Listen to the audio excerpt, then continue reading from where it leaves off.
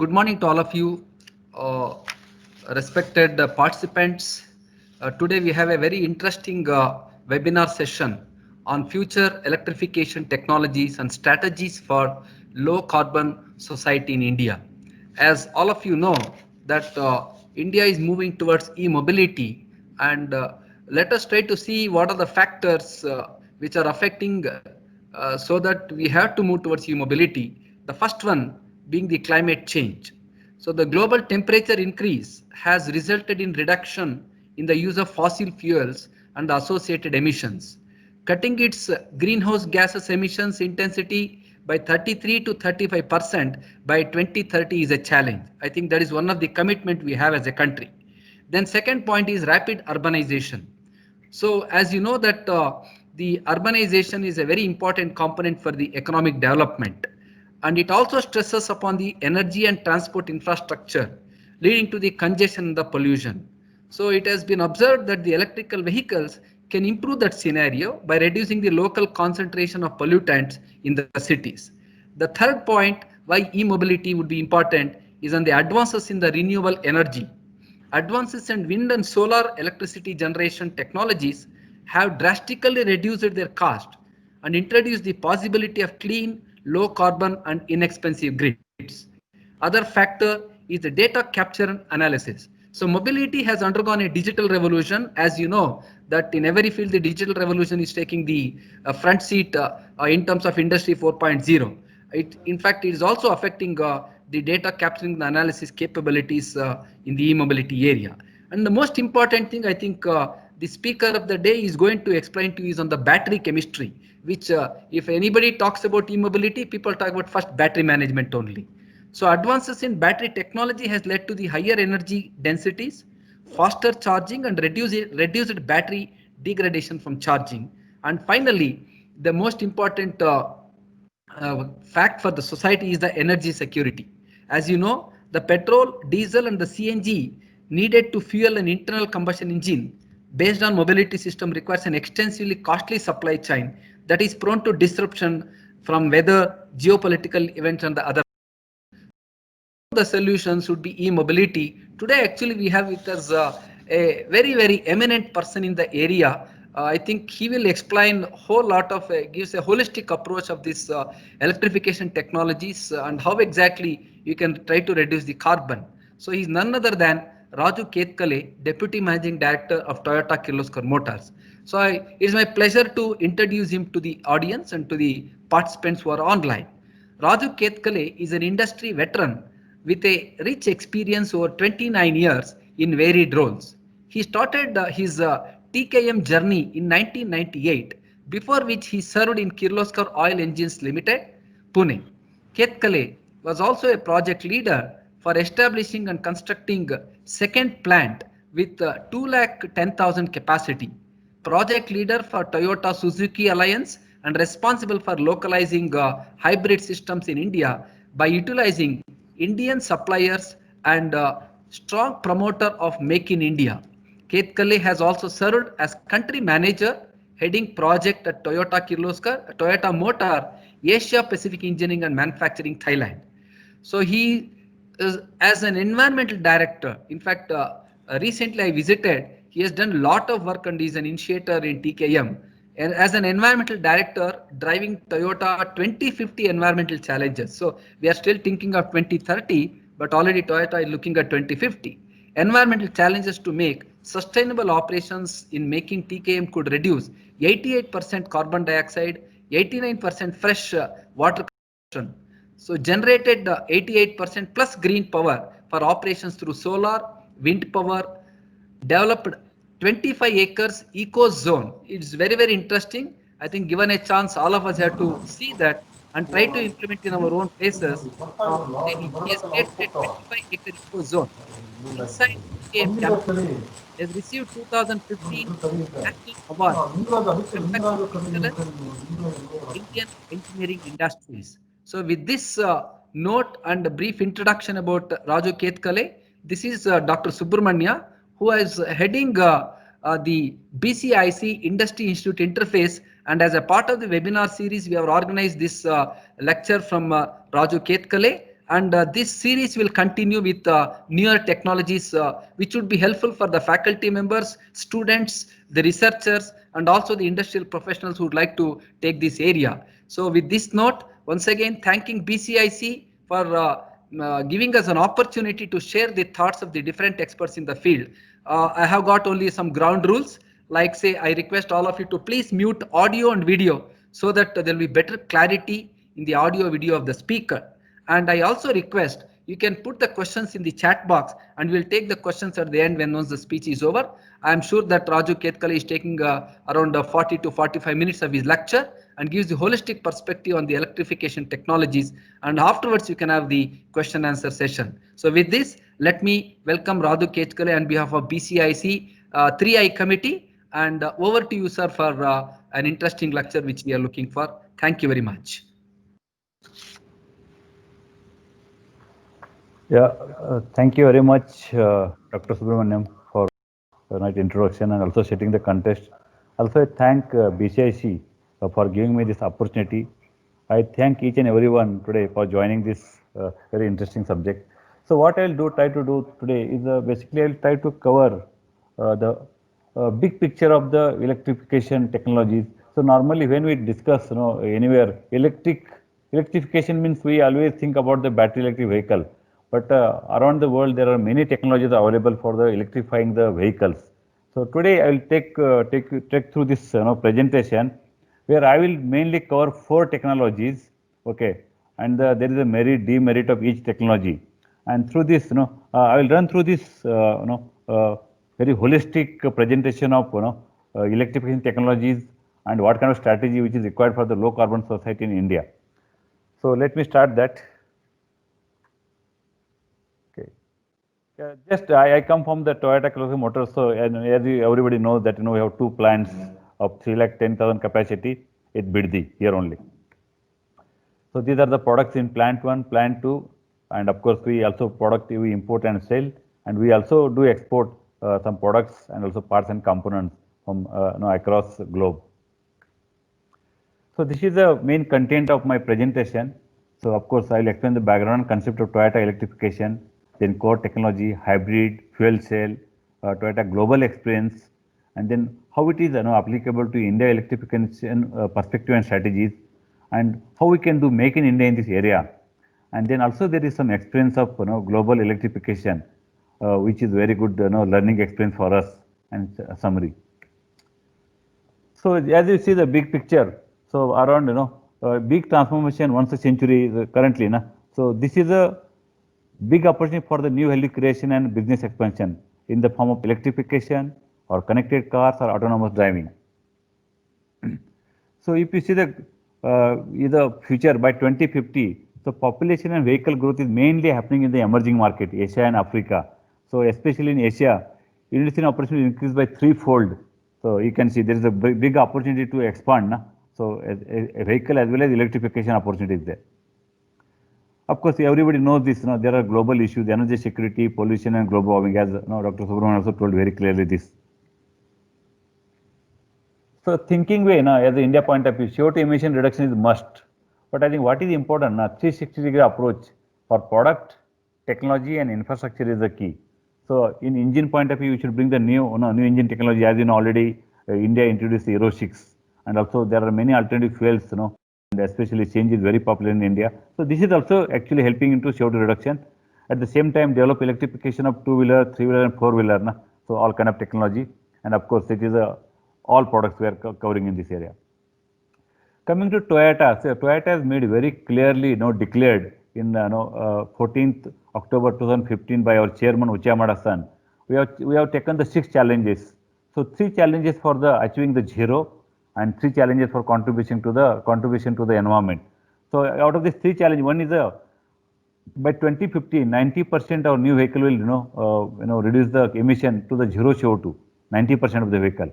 Then number 2 is the life cycle zero CO2. It is including our supply chain, value chain, whether the upward the side or downward side. So supplier side, dealer side. And third is the plant zero CO2. Of course, contribution side, water, how to conserve the water, then also circular economy, and also establish a future society in harmony with the nature. So coming to especially challenge one, a new vehicle CO2. So as I told, 90% reduction in new vehicle CO2 emission by 2050. So what is our Toyota's very important stance? Of course, we do the energy conservation, energy diversification, and also eco-friendly cars contribute to environment protection. So, but what is important now? We want to respond all environment issue while pursuing the joy of cars. I think this is very, very important. So through this, no, there is a sustainable fuel economy. As you see this graph, fuel economy is current our Prius gives the 40.8 kilometer per liter, but the cost we have reduced by half compared to 1997. We are half the cost. So what we are doing is continuously improving the economy, fuel economy. At the same time, how to reduce the cost of this vehicle so that it become more and more affordable in the mass market. So these are the some of the lineups. There are plenty of vehicles there in this area. I'll go to the core technology area. So what is our no? Actually, 2020 we already roll out the battery electric vehicle. By 2025, electrified grades available in all Toyota and Lexus vehicles. All grades will have electric vehicle, electrified vehicles. By 2030, we are targeting 5.5 million electrified vehicles. Out of that, battery electric and fuel cell will be 1 million. So you can see the graph. So maybe as we read in print media, only EV, but globally if you see, battery electric vehicle percentage may be around 10% or 15%. But remaining is a strong hybrid, plug-in hybrid and fuel cell vehicle. Is the major thing will going to happen. This is a very important slide. Now I think I request everybody to understand this.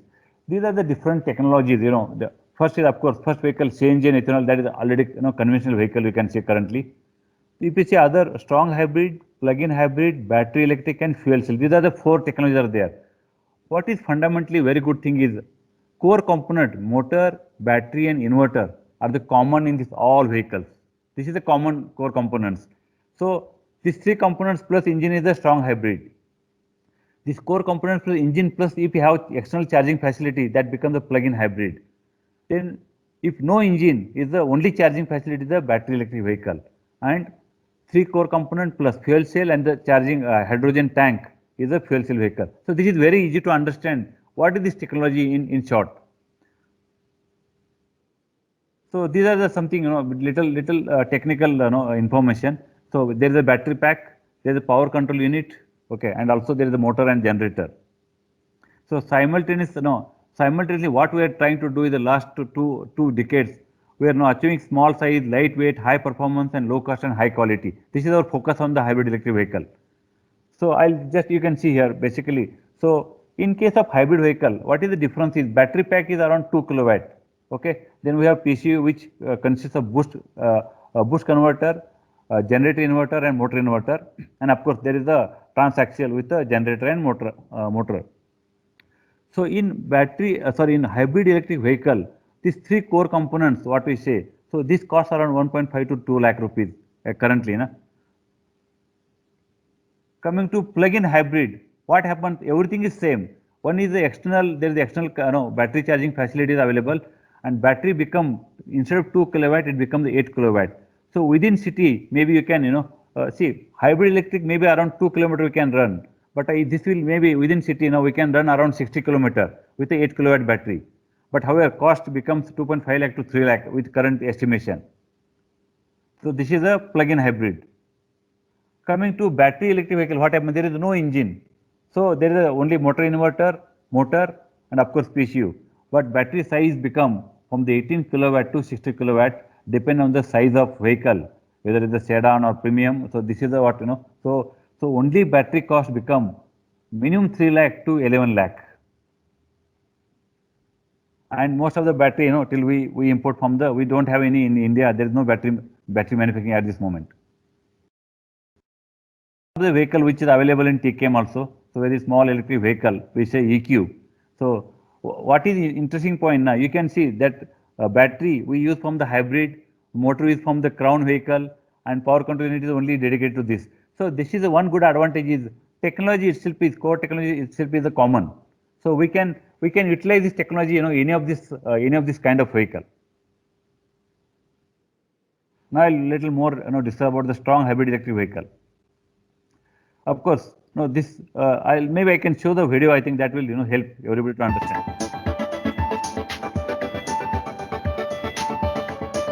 The Toyota hybrid system was created and improved through Toyota's history of developing cutting-edge technology and still continues to evolve.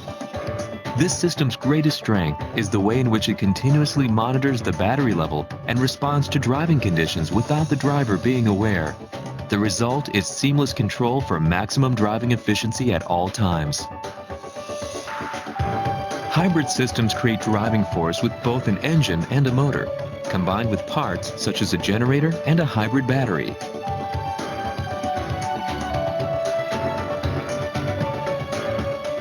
These parts are continually and precisely controlled by computer, ensuring that the most efficient use is made of the required energy.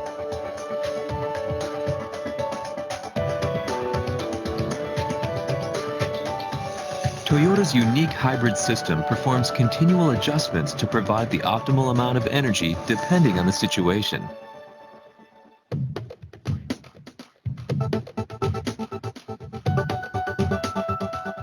For example, starting off or driving slowly in the city, the engine stops and the vehicle drives using only the high torque motor.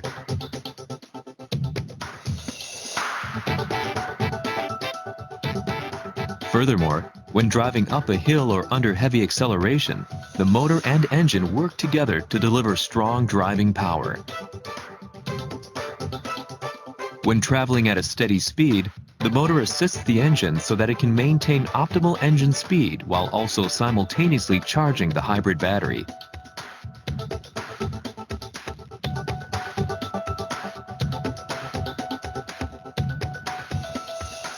Energy use is controlled, and kinetic energy that is usually wasted as heat when slowing down is captured and stored in the hybrid battery.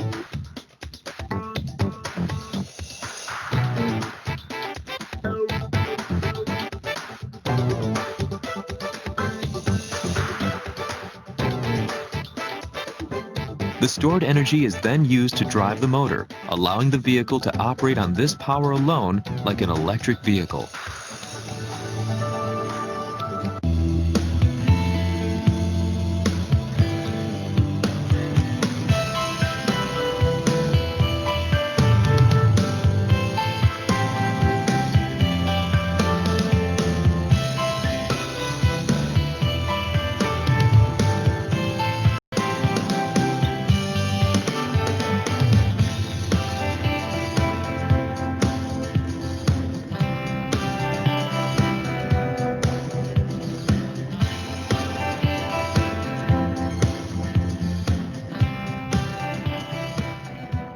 In this way, the flow of energy in and out is monitored to provide the most efficient driving possible in any situation. This technology is known as energy management. Hybrid energy management technology not only provides vehicle performance, but also creates new value for the environment. In 1997, this unique Toyota technology introduced the world to hybrid vehicles. Since then, this leading-edge technology has gained a proven sales record all around the globe. Energy management technology is not only necessary to develop environmentally friendly vehicles, but is also an increasingly important core Toyota technology.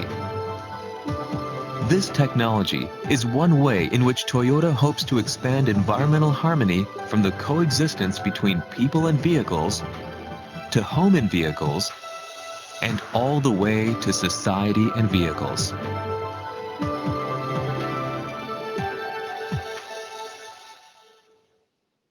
Yeah.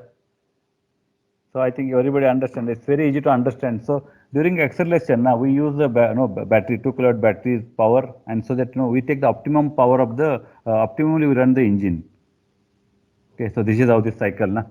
So this battery now 2 kilowatt battery is enough because it is charging discharging continuously now through the very intelligent PCU.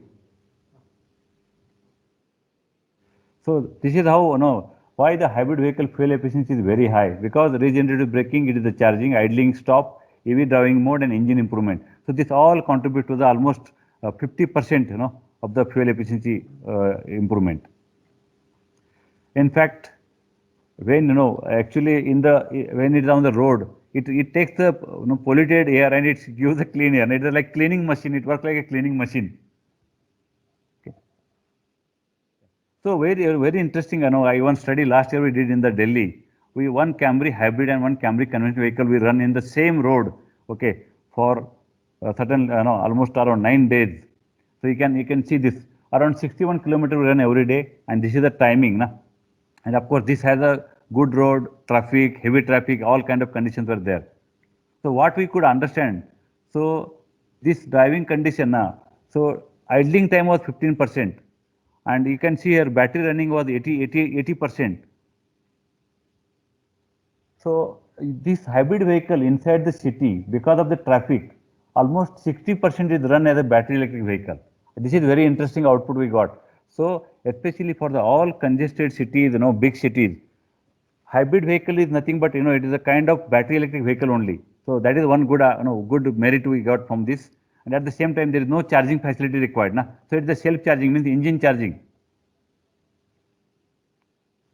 So emission is just 1/10 of Euro 6. Now it is a highly very clean air now we get from this.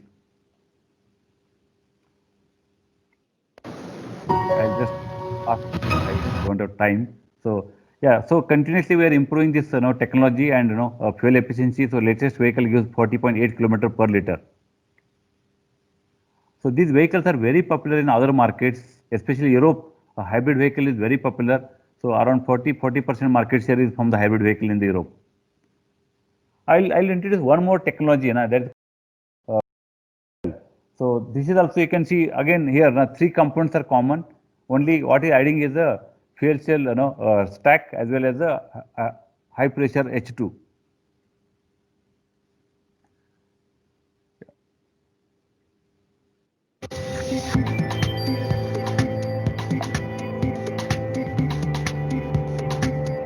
Introducing Toyota's revolutionary new fuel cell system for the FCV. The FCV's fuel cell generates power which is created from hydrogen and oxygen. Hydrogen, an alternative fuel for gasoline, is a plentiful, environmentally friendly energy element that is created from a wide range of sources. Hydrogen and oxygen create electricity which powers the motor without burning hydrogen. The only emission while driving is water, and no carbon dioxide is emitted. The motor provides exceptionally smooth acceleration, making the FCV fun to drive. This is how the electricity is generated. The car takes in oxygen from the air, which meets hydrogen from the high-pressure hydrogen tank in the fuel cell. Many fuel cells combine to form the fuel cell stack. Hydrogen is supplied to the negative anode and activates, releasing the electron. Then the electron flows to the positive cathode to generate the electricity. After releasing the electron, the hydrogen becomes a hydrogen ion, moving to the positive cathode and bonding with the oxygen in the air, forming water. Hydrogen and oxygen come together in the fuel cell stack to supply the electricity to the electric motor via the power control unit.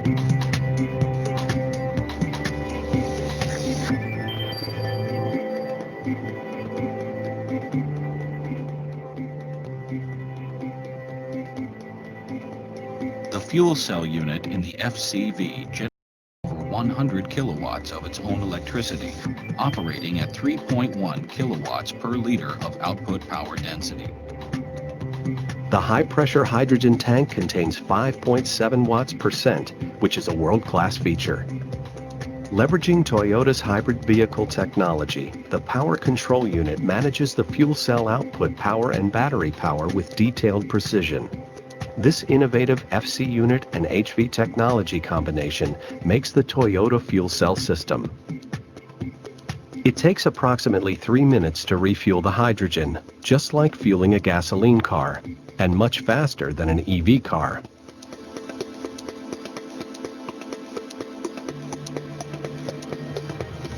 FCV controls the electricity created by the fuel cell using technology developed from the hybrid vehicle. The motor works as a generator, gathering energy when the car speed is low. This accumulated energy is stored in the battery to support the fuel cell when accelerating. The Toyota FCV's driving distance capability exceeds that of the electric vehicle on the same charge. The FCV has the ability to start in extreme cold and can perform in almost any condition. FCV. The future of driving has arrived.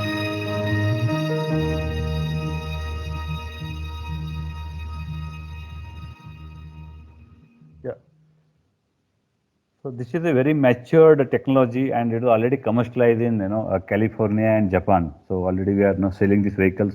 Of course, infrastructure is a challenge. So where infrastructure is in California and Japan, especially a lot of infrastructure is happening. So a lot of government support is there. This is without government support impossible to promote this technology. Yeah. Of course, there are buses also in that area. No? Right. Sorry. So if you see, a hybrid electric vehicle is basically is the core technology or mother technology for all other technology.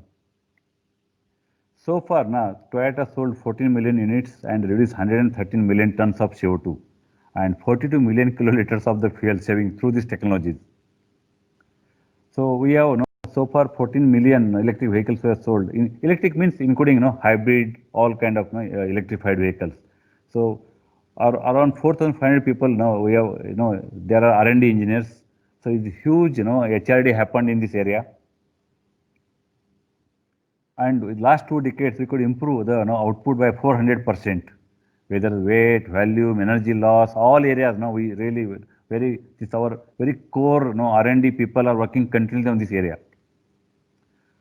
So far, Toyota has a 43% market share of the global for electrified vehicles.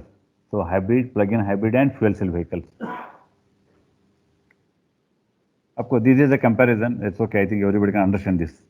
So I'll go a little. So what we Toyota believes now, this is not the one technology which good for one country. So we say very clearly all technologies are required for the different segments. For example, a small, very small delivery vehicles or a short range battery electric vehicle is better. But if you go to like passenger, you are going around 400, 500 kilometer or with outside the city. So hybrid electric vehicle or plug-in hybrid is good, or fuel cell. And for commercial, basically fuel cell vehicle is very, very good.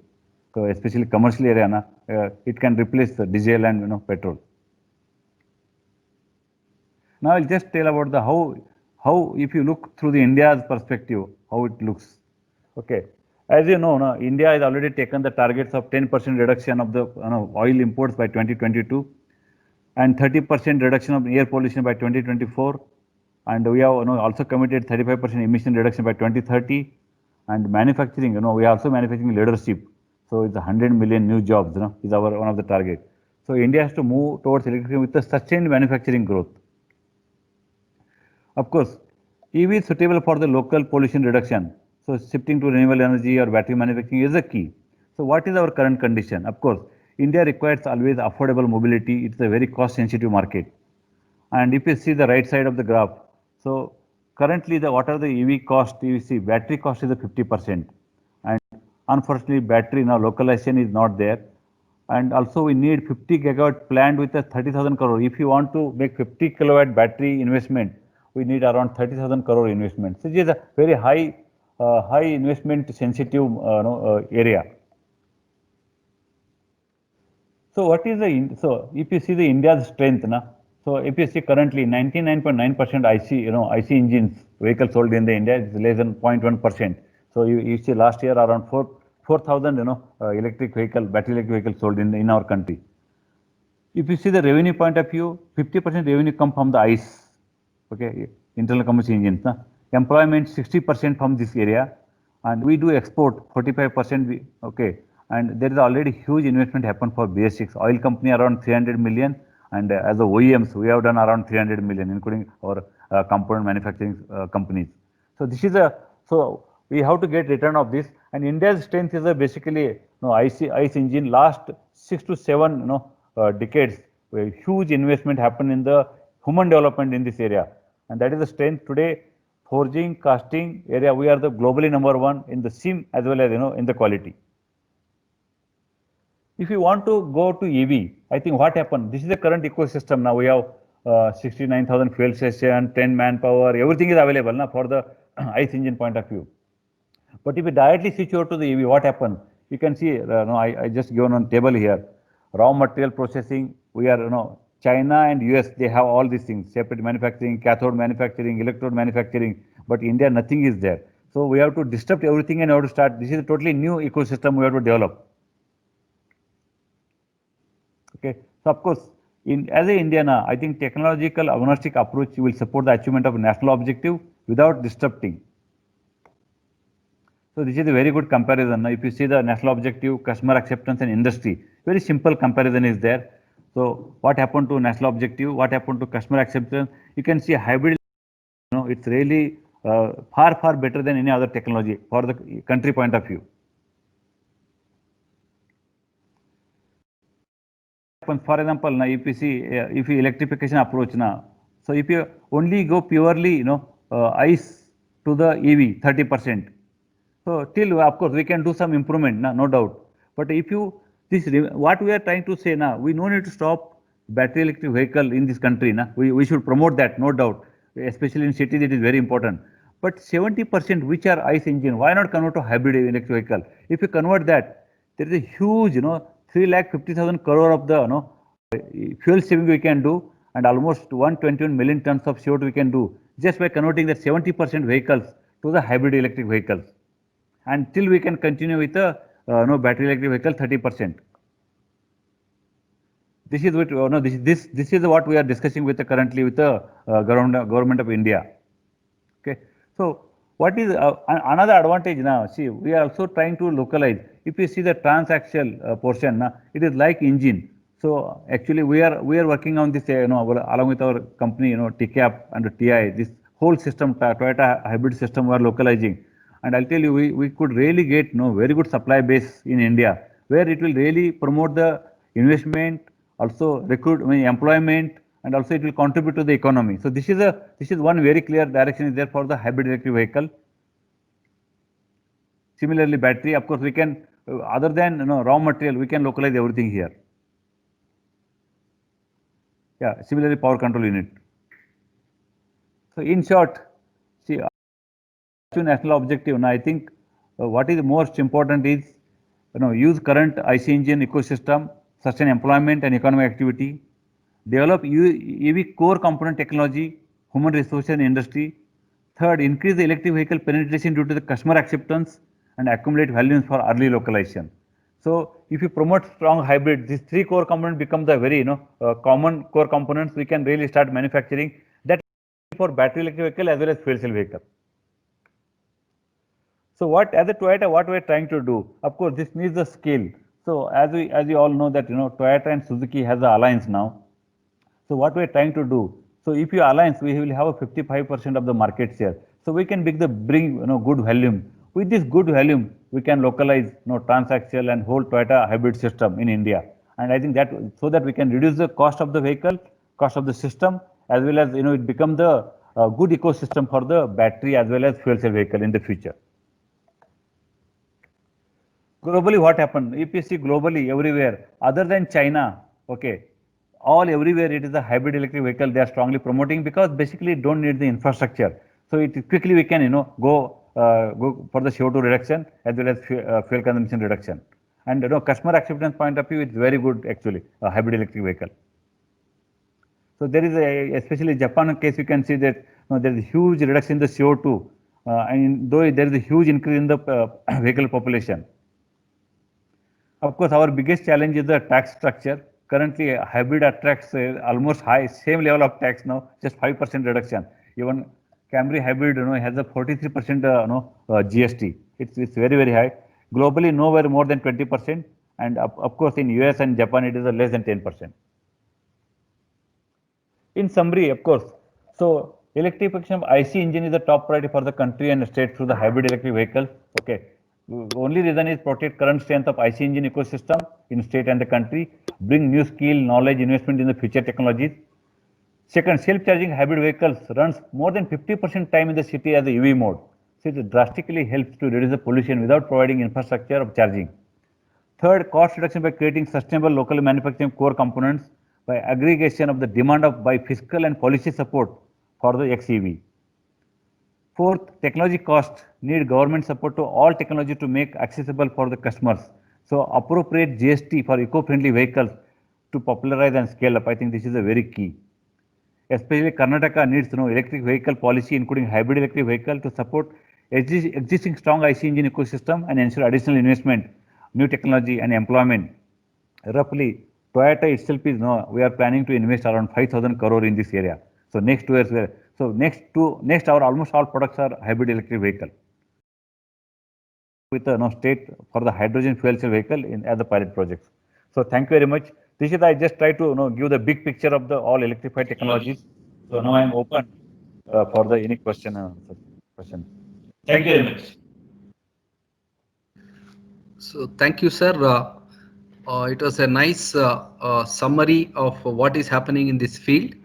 And now I request, I am not seeing any questions in the chat box. If somebody would like to unmute and ask a question, you can start doing that. Where are we, sir, in terms of promotion of electric vehicles? So if you, I have one question to ask. I would like to know what is the preparedness, because if you see the slides from Raju Ketkale, we find that there is a dearth of raw materials required in this area in our country. So I would like to know what exactly the steps taken by the industry sector or the government. Otherwise, what happens is the economies of scale may not work because the raw material cost would be higher. You'll be importing from the other places. So I would like to know what is the role government and the companies are playing towards seeing that raw materials are also made available here. So, see, for example, a different technology requires the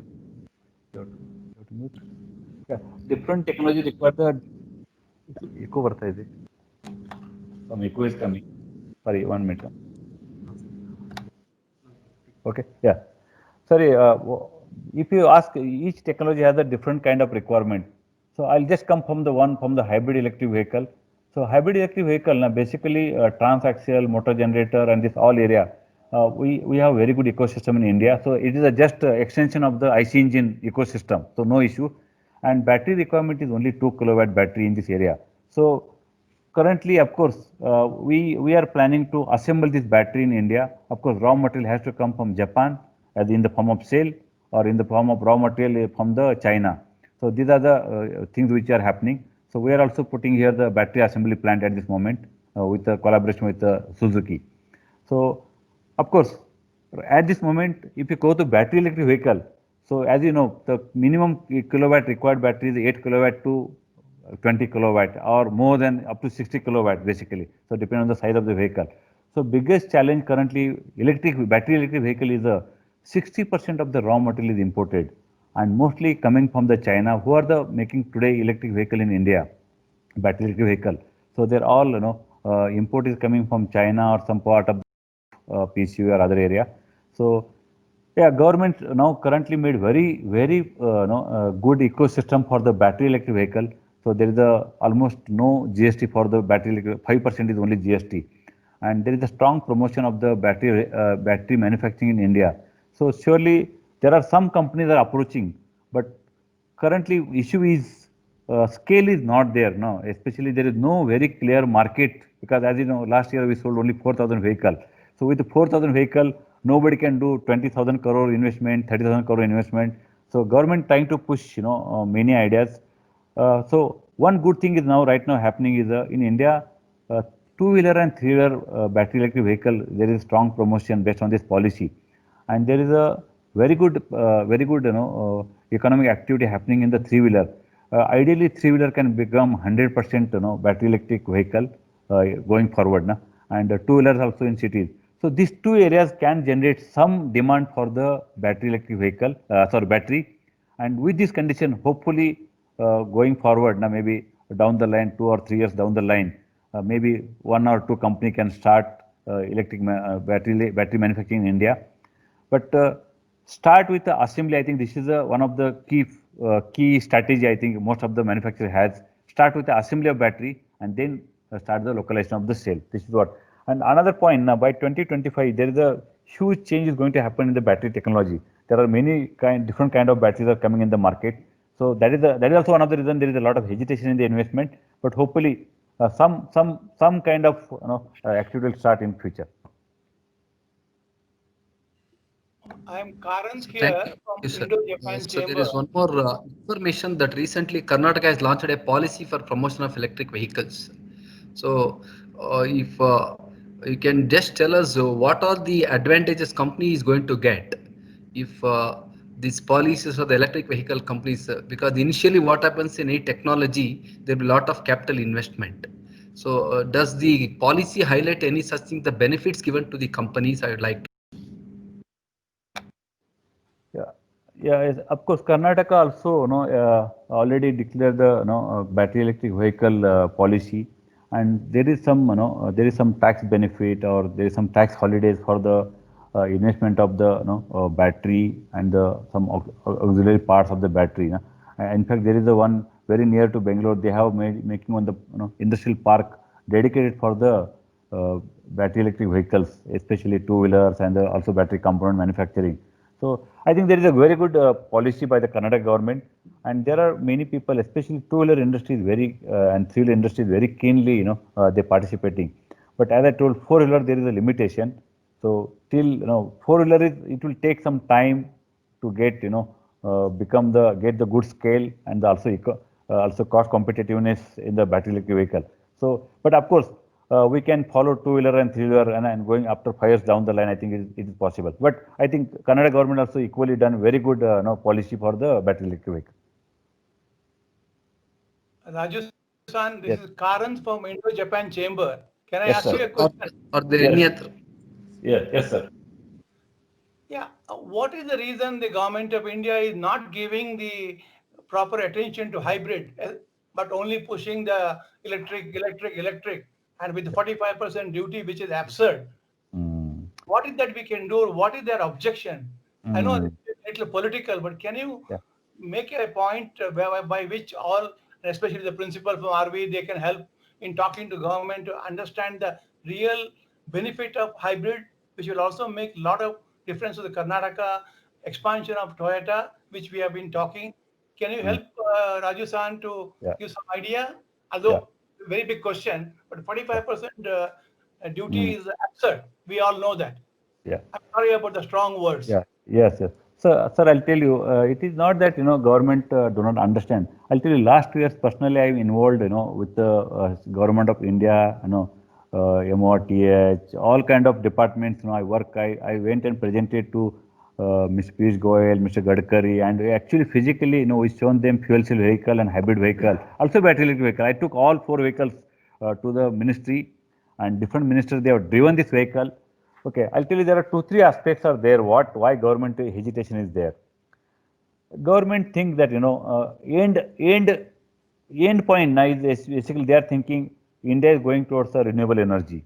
Okay, so we are going to achieve 30%, 40% renewable energy in going forward. So they think renewable energy to giving to the charging the battery means it is also zero emission in all aspect.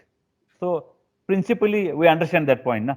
So you generate electricity from the solar, and you give to the vehicle directly. So there is no CO2 generation in the process. So that is one of the very ideal condition they are targeting. But there is also one of the fear in the, especially in the government.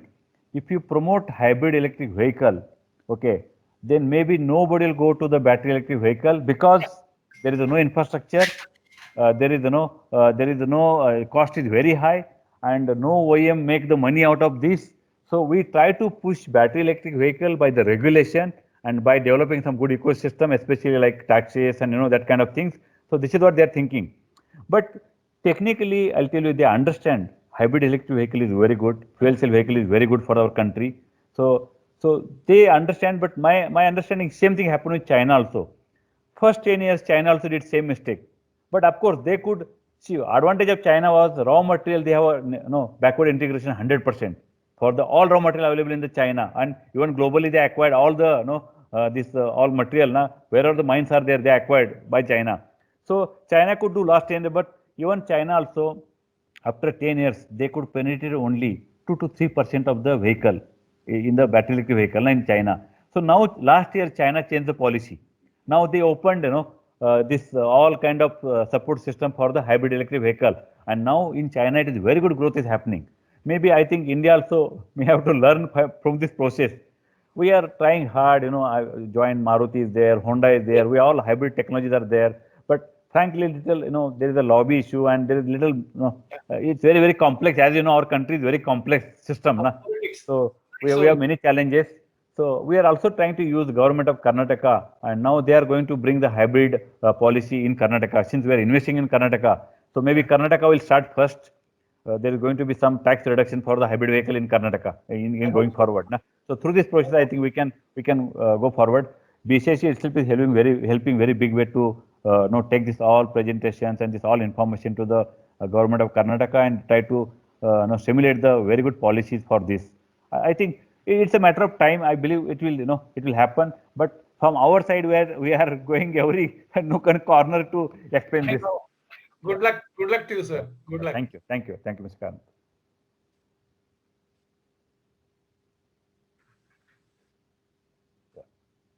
Yeah, somebody raised hand. Can you? I am Dr. Trivikram Gupta from RV College of Engineering. Yes, I have a question, which is that, I mean, given the fact that there's some incompatibility between the raw materials and the cost effectiveness of certain batteries and technologies, I mean, is the mapping between the raw material availability, for example, recently there was a big news about discovery of a rich resource of lithium near Bangalore, near Mandya, I think, Mandya district. So a very rich resource was discovered. So I mean, is this sort of mapping very clear, and is that these things, are they discussed in a integrated way when a representative from a company like Toyota goes and meets the government? Are all these things put on the table when the decision is made about the full integration of products and what is viable and what is not viable, what is to be imported and what has not to be imported? I mean, that's a question that I want to ask. It's a very big question, but I'll try to simplify and ask. See, as far as discussion is concerned, I'll tell you, not only Toyota, we all OEM are very deeply involved in them. There are, I'll tell you, 9 or 10 types of committees are there to how to develop this electrification in India. So we are representing in every committee. Kannada government also has that committee, and we are giving all facts and figures with our global experience. For example, one just example for battery, as you told, there is something, Mandya got some, something, this kind of news. This is kind of, I don't know how to say this, but this is very serious technology. There are, last 10 years, 15 years, people are working in R&D to develop this kind of raw material, which is very effective, very cost effective, very good performance. We cannot do overnight. What we need is actually, there is a know-how and technology, which is right now India don't have, especially battery side. So that is one of the biggest weak point. Not only raw material, also we don't have know-how and knowledge, technology, process, we don't know anything at this moment. So as a India, what we are requesting government also, everybody will start with the assembly. Okay, with assembly, if you assemble also till 40% we can localize even in battery components. There are many components are there we can localize. Okay, except cell, we can localize everything in India. So this kind of proposal we made. So you make only cell, now please make appropriate tax structure, which we have to import at this moment. Going forward, with the scale, we'll request many battery manufacturers around the world. They come and invest in India. In fact, Toyota also has battery manufacturing by ourselves. Panasonic is our partner. So there are many companies are there. Even Chinese battery manufacturers also, they are very keen to come to India and they invest. So, but I think what is important for any investor, there is the assurance of the market, scale, and the consistency in policy is very key. So these three, right now, I can say it is a transition stage. It is not fully completed this process. Since I am also involved in this process, I can tell very clearly, till we don't have full confidence for any big investment in the battery at this moment. I believe, Mr. Gupta, I could answer your question. Yes, there's a small follow-up question. We are from an academic institute. So would you be willing as a company to help us in the sense, like we would be very happy to do the R&D and stuff that can sort of, bring this sort of technologies into the fore. As you said, India is totally lacking in that. So would a company like Toyota, which has a heavy presence in Bangalore, be willing to help RVC to formulate the right course material and the right stuff that has to be delivered to students so that we can really take it from a very fundamental grassroots level and bring about the environmental change that we seek? I think very good suggestion. Surely, I think we can work on this area. So maybe I think I also discussing with principal. So I think we can work in this area. No concern. We can do something on this. I am also very keen actually. to develop some center of excellence for hybrid vehicles, na? Or electrified vehicles. Because see, even India, I have, you know, Mirai. I can showcase this all technology. In fact, a small, you know, presentation we established in our company also. Maybe going forward will involve you people also. But surely, please make proposal. I think we can surely work in this area. No problem. Thank Along you. with our company TCAP is also part of the partner in this area. So we together we can work on this area. No doubt.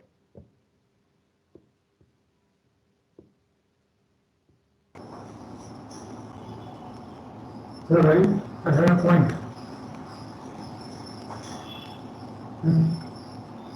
Listen to me. Hello? Yeah, I'm Sitaram here. I'm unable to hear Mr. Oh, yeah. Sitaram. Sir, I have quickly found the question answer. I think I totally agree with you on the hybrid. Can you hear? Sorry, I unable to hear the question. Okay, so it's written down here.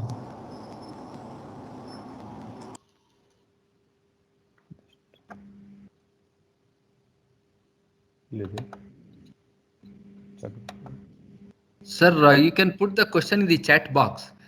The question here reads as the hybrid concept up to 2025 is agreed. I think that's what is the thing you have given. Is there any question because your audio is not clear for us? So if you can put in the chat box, we'll be happy to Hybrid answer. concept up to 2025. No, okay, I'll answer this question. See, hybrid, there is nothing like, you know, hybrid concept approved or something agreed. So these are the technologies now open for the market. And in fact, we are very ready to share this technology to any OEM in India. So either Mahindra or Tata, even they want to come, we can share. Because see, point is how to popularize hybrid vehicle in India. With that popularization, see core components, motor, battery, and, you know, PCU, we can commonize and we can scale up. We can reduce the cost. It will again, it will help indirectly to the battery electric vehicle as well as fuel cell vehicle. So right now, there is a 5% tax reduction at this moment compared to diesel and, you know, petrol vehicle. That is the only difference I can say. Only 5% they have reduced the GST tax. So if normal conventional hybrid has a 48%, it is a 43%. That is the only agreement I can say this moment for the hybrid vehicle in India. But it is very, very high than any Asia Pacific country like Thailand, Indonesia, which is less than 20% or some vehicle less than 8%. So what is happening because of this? Many investors are going to Thailand and Indonesia. So that is making sense for them. And we are struggling to how to attract investment in India. So I am fighting with my, you know, head office. Why you don't invest? But fortunately, future all models, you know, our shareholders are agreed to invest in India. So I told next 2 years we are going to invest around 5,000 crore in India for this area.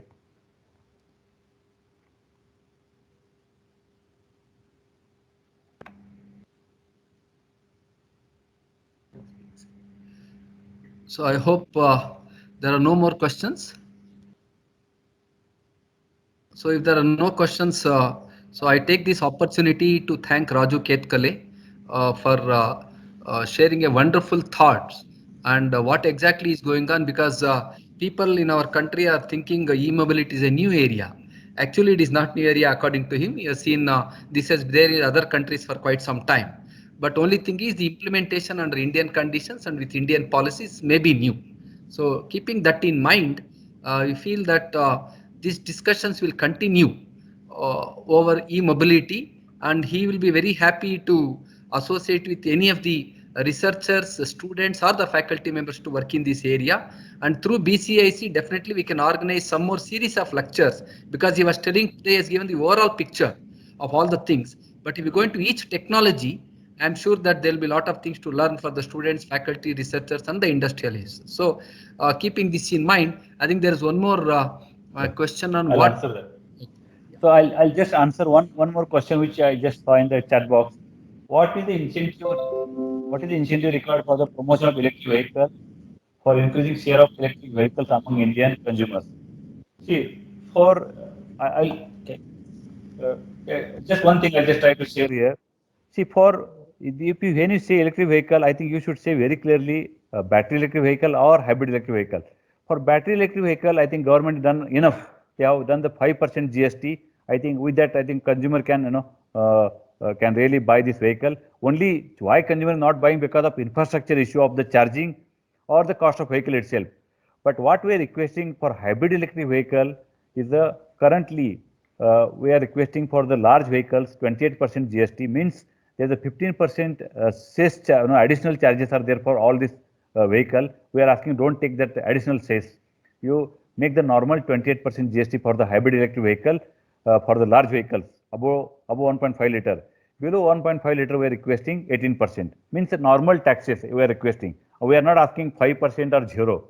Okay, please make so that 15% reduction that will come around 1.5 lakh or so much, around 1.5 lakh, which is equivalent to our hybrid Toyota hybrid vehicle cost.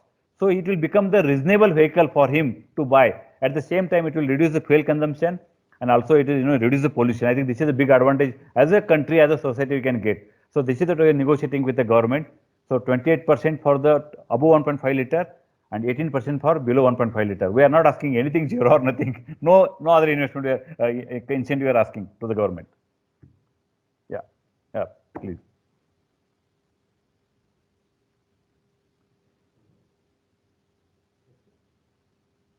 Mr. Narahari, okay? I believe I answered your question.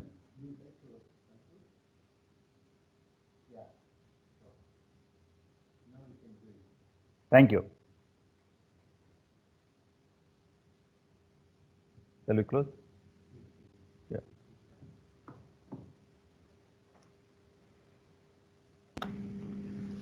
So I request Prithvi to conclude the session.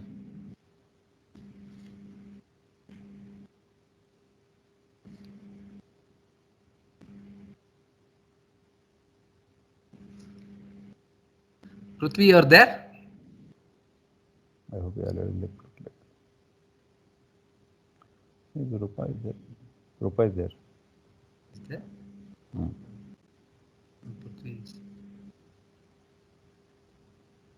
Okay. So Prithvi seems to be busy. Just a moment, sir. He's coming. Oh, let me thank Raju. He's coming, sir. He's coming.